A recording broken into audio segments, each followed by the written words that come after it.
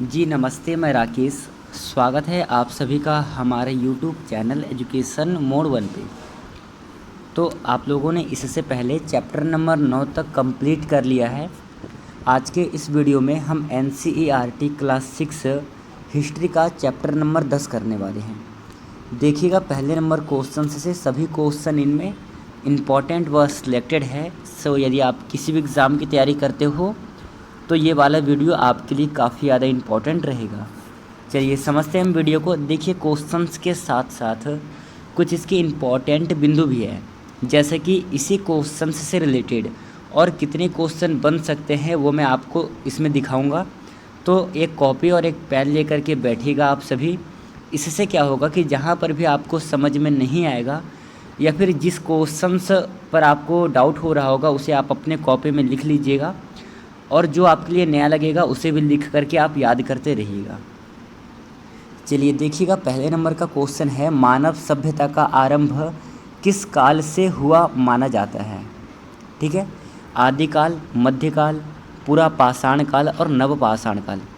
चारों ही ऑप्शंस में से कौन सा ऑप्शन करेक्ट है ये बताना है। सबसे पहला जो काल है वो है पूरा पाषाण काल, तो ऑप्शन नंबर ए सही होगा। देखिए, भारत का जो इतिहास है उसे हम 3 भागों में डिवाइड करते हैं। पहला है पूरा पाषाण काल, दूसरा है मध्य पाषाण काल और तीसरा है नवपाषाण काल।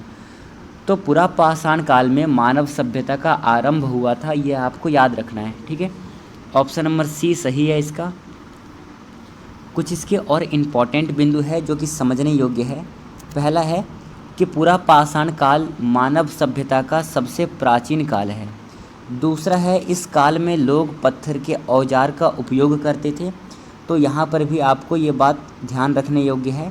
और तीसरा है, यह काल 2 मिलियन वर्ष से लेकर के 12,000 वर्ष पहले तक रहा है। मतलब कि जो आपका 3 काल है उनमें से सबसे पहला जो है पूरा पाषाण काल, उसका समय बताया गया है कि ये काल कब से कब तक था। तो समय है 2 मिलियन वर्ष से लेकर के लगभग 12,000 वर्ष पहले तक। मिलियन का मत देखिए, मिलियन होता है 10 लाख पे 1 मिलियन होता है, तो मतलब 20 लाख पहले से 12,000 वर्ष पहले तक माना गया है। चलिए दूसरे नंबर क्वेश्चंस को देखिएगा। दूसरा क्वेश्चन है, सभ्यता का पहला नगर कौन सा माना जाता है? नीचे आपको कुछ ऑप्शंस दे रखे हैं, इनमें से आपसे पूछा गया है कि सभ्यता का पहला नगर कौन सा माना जाता है। सही उत्तर है आपका option number A right answer है। हड़प्पा सभ्यता जो है सभ्यता का पहला नगर माना जाता है। चलिए कुछ इसके इम्पॉर्टेंट बिंदु और है जो कि समझना है। पहला है, हड़प्पा सभ्यता सिंधु घाटी की एक महत्वपूर्ण सभ्यता थी। यह सभ्यता लगभग 2600 वर्ष ईसा पूर्व विकसित हुई थी। ठीक है, और हड़प्पा से नगर नियोजन, विशाल अन्नागार और किलेबंदी के साक्ष्य मिले हैं। तो ये जो तीसरा वाला पॉइंट है और दूसरा वाला पॉइंट है, यहाँ से आपके एग्ज़ाम में प्रश्न बन सकते हैं। ठीक है, तो ये दोनों ही आपको याद रखना है। वैसे अपने कॉपी में बिल्कुल ही शॉर्ट नोट डाउन बनाएंगे जिससे कि आपको समझ में आ जाए। तीसरा है, आर्यों का मूल निवास स्थान कौन सा माना जाता है? कुछ ऑप्शंस दे रखे हैं, आपको चयन करना है, बताइए कौन सा है। तो इस क्वेश्चंस का जो आंसर है वो है आपका ऑप्शन नंबर ए। कई बार हम इसके ऊपर डिस्कशन कर चुके हैं कि आर्यों का जो मूल निवास स्थान है वो मध्य एशिया है, और मध्य एशिया से ही वो भारत में आए थे। तो ये क्वेश्चन सभी ने सही किया है। चलिए इसे हम समझते हैं डिटेल रूप में। आर्यों के बारे में माना जाता है कि वे मध्य एशिया से आए थे। ठीक है, वे घोड़ों पर सवार होकर के भारतीय उपमहाद्वीप में प्रवेश किए। आर्यों का जो वर्णन है ऋग्वेद में मिलता है, और ऋग्वेद से जुड़ी बातें मैंने आपको बताया है कि इसमें 10 मंडल है, 1028 सूक्त हैं, और इसके जो देवता हैं वो है अग्नि। ऋग्वेद में कई देवताओं का वर्णन मिलता है, पर सबसे अधिक बार जिनका वर्णन किया गया है वो किया गया है इंद्र का। ठीक है, ये आपको याद रखना है। चलिए बढ़ते हैं अगले क्वेश्चंस की ओर। आपका चौथे नंबर का क्वेश्चन है कि वैदिक सभ्यता के लोगों की मुख्य भाषा कौन सी थी? संस्कृत, पाली, प्राकृत और हिंदी। मुख्य भाषा बताना है आपको। सही आंसर इसका ऑप्शन नंबर ए, वैदिक सभ्यता के लोगों की मुख्य भाषा संस्कृत थी। और संस्कृत में एक किताब है, एक बुक है जो कि सबसे पहले लिखा गया था, वह है वेद। वेद में भी कौन सा वेद?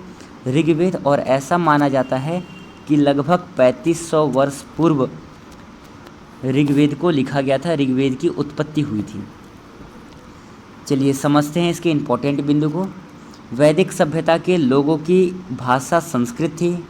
संस्कृत में ऋग्वेद जैसे ग्रंथ रचे गए थे, ठीक है, मैंने अभी आपको बताया है। और यह भाषा धार्मिक और सांस्कृतिक कार्यों में प्रयोग होती थी। तो तीनों ही बिंदु आपके एग्ज़ाम की दृष्टि के लिए इम्पोर्टेंट है, आपको ध्यान में रखते हुए चलना है। चलिए देखिएगा अगले क्वेश्चन को। 5वें नंबर का क्वेश्चन है कि किस काल में खेती का विकास हुआ। मोस्ट इम्पॉर्टेंट क्वेश्चन है, 2023 के सीटेट में ये प्रश्न पूछा गया था। देखिए यहाँ पर पूछा है किस काल में खेती का विकास हुआ है। सही है नवपाषाण काल, ऑप्शन नंबर सी। नवपाषाण काल में लगभग 8000 वर्ष पहले एक जगह है किरथर और सुलेमान, यहाँ पर खेती का विकास हुआ था, ठीक है। और ये जगह वर्तमान में कहाँ पर है? पाकिस्तान में स्थित है। चलिए इसके कुछ इम्पोर्टेंट बिंदु को समझते हैं। नवपाषाण काल में मानव ने खेती करना शुरू किया था। इस काल में स्थायी बस्तियों का भी विकास हुआ और पशुपालन और कृषि के साथ साथ मिट्टी के बर्तन उपयोग में बढ़ा, ठीक है। ये तीनों ही आपको ध्यान में रखना है। चलिए अगला क्वेश्चन देखिएगा। हड़प्पा सभ्यता में व्यापार के लिए किस वस्तु का प्रमुख रूप से उपयोग किया जाता था? इस क्वेश्चन का जो सही आंसर है वह है ऑप्शन नंबर सी, मुहरे का प्रयोग किया जाता था। चलिए किस प्रकार से किया जाता था और मुहरे किन चीज़ों की होती थी इसके बारे में समझेंगे हम। देखिए क्या है कि हड़प्पा सभ्यता के लोग व्यापार के लिए मुहरों का उपयोग करते थे, ठीक है। इन मुहरों पर पशुओं और लेखन के चिन्ह अंकित होते थे। यह सभ्यता व्यापार में कुशल थी और कई विदेशी स्थानों से व्यापार करती थी। तीनों ही इम्पोर्टेंट है, आपके लिए ध्यान में रखना है। चलिए 7वें नंबर क्वेश्चंस को देखिएगा। ऋग्वेद किस विषय से संबंधित है? धार्मिक, गणित, ज्योतिष और चिकित्सा। सही आंसर है धार्मिक ग्रंथ है ऋग्वेद। ऋग्वेद जो है ज्ञान का विषय है, ठीक है। किसका विषय है? ज्ञान का विषय है। और ऋग्वेद जिन्होंने लिखा है वो अग्नि ऋषि है, ठीक है। ये आपको ध्यान में रखते हुए चलना है। कुछ इसके इम्पॉर्टेंट बिंदु है जो कि मैंने आपको बताया था। सबसे पहले मैंने आपको क्या बताया था, इसमें 1028 मंत्र संग्रहित है, 1028 सूक्त है जो विभिन्न देवताओं की स्तुति में करते हैं। ऋग्वेद को संस्कृत भाषा में लिखा गया है, इसके ऊपर भी हमने डिस्कशन कर लिया है। और पहला है ऋग्वेद वैदिक सभ्यता का सबसे प्राचीन धार्मिक ग्रंथ है। तो ये तीनों ही बिंदु आपके एग्ज़ाम के लिए इम्पॉर्टेंट रहेंगे। आपको अपने कॉपी में नोट्स बनाते हुए चलना है और इस हिसाब से नोट्स बनाना है कि आप एग्ज़ाम के टाइम में बहुत ही आसानी से, बहुत ही संक्षिप्त रूप में नोट्स बनाइए ताकि आप समझ सकते हो, आपको फिरने का समय मिल जाए। चलिए 8वें नंबर क्वेश्चंस को देखिएगा। महाजनपदों का काल किस शताब्दी में आरंभ हुआ था? सही उत्तर है 6ठी शताब्दी ईसा पूर्व, option number A right answer है। देखिएगा इसके इम्पोर्टेंट बिंदु को। महाजनपद 6ठी शताब्दी ईसा पूर्व में उभरे थे और महाजनपदों की संख्या थी 16, जिनमें से सबसे शक्तिशाली जो महाजनपद था वो था मगध। यह बड़े राज्यों या जनपदों का समूह था। इस काल में कृषि, व्यापार और नगरीयकरण का विस्तार हुआ था। कृषि का मैंने कहा था, कृषि में लोहे का प्रयोग जो होगा वो 2500 वर्ष पूर्व होगा और लोहे का आविष्कार हुआ था लगभग 3000 वर्ष पहले। तो ये दोनों ही डेट आपको याद रखना है। चलिएगा समझिएगा अगले क्वेश्चंस को। अगले क्वेश्चन की ओर बढ़ते हैं हम। 9वें नंबर का क्वेश्चन है और बहुत ज़्यादा इजी और फेमस क्वेश्चन है। बुद्ध ने अपना पहला उपदेश कहाँ पर दिया था? मोस्ट इम्पॉर्टेंट क्वेश्चन है और इजी क्वेश्चन है। सही आंसर है सबसे पहला उपदेश उन्होंने सारनाथ में दिया था और बोध गया में उनको ज्ञान की प्राप्ति हुई थी। कुशीनगर में उनका देहांत हुआ था, ये भी आपको याद रखना है। जन्म लुम्बिनी में हुआ था। चारों ही ऑप्शंस को आपको ध्यान में रखते हुए चलना है। फिलहाल में यहाँ पर इसका जो आंसर होगा option number B right answer है। चलिए समझते हैं इसके इम्पोर्टेंट बिंदु को और विस्तार से। बुद्ध ने सारनाथ में पहला उपदेश दिया था। इस उपदेश को लोगों ने क्या नाम दिया है? धर्मचक्र प्रवर्तन। तो यहाँ से आपके प्रश्न पूछे जा सकते हैं कि भाई बौद्ध धर्म में धर्मचक्र प्रवर्तन किसे कहा जाता है, यहाँ से प्रश्न बन सकता है। दूसरा है, जब उन्होंने अपना उपदेश दिया था, पहला उपदेश, तो उन्होंने 4 आर्य सत्य पर आधारित उपदेश दिया था और सारनाथ उत्तर प्रदेश के वाराणसी के पास स्थित है। ये जगह भी आपको याद रखना है। चलिए 10वें नंबर क्वेश्चंस को करते हैं। जैन धर्म के 24वें तीर्थंकर कौन थे? सबसे पहले हम देखते हैं कुल कितने तीर्थंकर हुए हैं। 24 तीर्थंकर। पहले तीर्थंकर थे आपके ऋषभदेव। 23वें नंबर के तीर्थंकर थे पार्श्वनाथ और 24वें नंबर के जो तीर्थंकर थे वो थे वर्धमान महावीर। ठीक है, यहाँ पर एक नाम है बुद्ध का, तो ये वही बुद्ध है, गौतम बुद्ध, जिन्होंने बौद्ध धर्म की स्थापना की थी और इनका जन्म कहाँ हुआ था? लुम्बिनी में, जो कि वर्तमान समय में नेपाल में स्थित है। तो चारों ही ऑप्शंस को ध्यान में रखिएगा। चलिए समझिएगा इसकी कुछ और इम्पोर्टेंट बातें को। महावीर स्वामी जैन धर्म के 24वें व अंतिम तीर्थंकर थे। उन्होंने जैन धर्म को सुसंगठित रूप से प्रस्तुत किया। उनका जन्म वैशाली में हुआ था और ये वैशाली कहाँ है? बिहार के कुंडग्राम में है। ठीक है, चलिए अगला क्वेश्चन देखिएगा। 11वें नंबर का क्वेश्चन है, अशोक के किस शिलालेख में कलिंग युद्ध का उल्लेख मिलता है? सही आंसर है शिलालेख संख्या 13। ठीक है, शिलालेख संख्या 13 में कलिंग युद्ध का वर्णन किया गया है और इसके बारे में डिटेल रूप में दे रखा है कि अशोक के शिलालेख संख्या 13 में कलिंग युद्ध और इसके परिणामों का वर्णन मिलता है। इस युद्ध के बाद अशोक क्या करते हैं? बौद्ध धर्म को अपनाते हैं और यह जो युद्ध है 261 ईसा पूर्व में लड़ा गया था। तो ये तीनों ही बिंदु आपके एग्ज़ाम के लिए इम्पॉर्टेंट रहेगा, आपको ध्यान में रखते हुए व कॉपी में लिखते हुए चलना है। चलिएगा 12वें नंबर का क्वेश्चन देखिएगा। क्वेश्चन है, मगध का सबसे शक्तिशाली शासक कौन था? आंसर है आपका ऑप्शन नंबर डी। सबसे शक्तिशाली शासक कौन था? अशोक था। ऑप्शन नंबर डी सही आंसर है। समझते हैं इसके इम्पोर्टेंट बिंदु को, देखिएगा क्या है।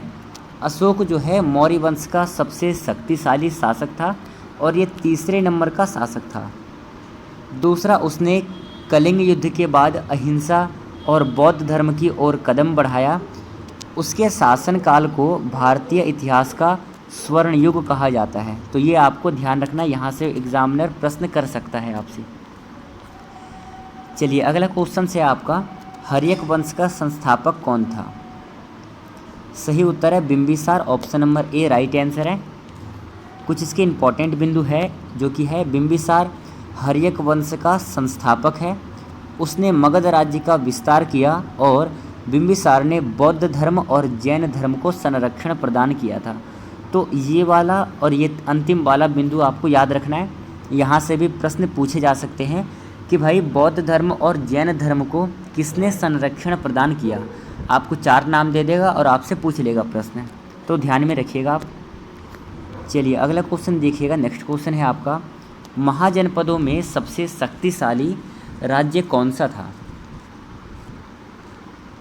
बताइए क्या होगा सही आंसर? आंसर है आपका ऑप्शन नंबर ए मगध।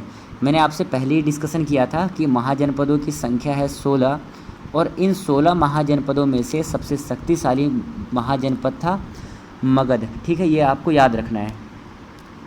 चलिए इसके कुछ इम्पॉर्टेंट बिंदु को समझेंगे जो कि है आपके लिए। मगध जो है महाजनपदों में सबसे शक्तिशाली राज्य था।